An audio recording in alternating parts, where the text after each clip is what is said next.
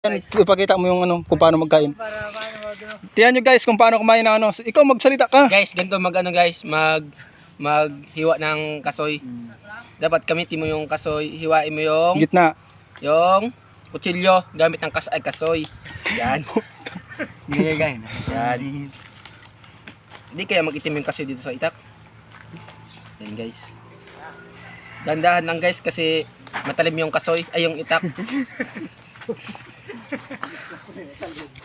Ayan guys oh. Wow, swabe ang dating. Yan. Yan Pag guys. dito kayo sa bundok. Ito ganyan. kumain ng itak.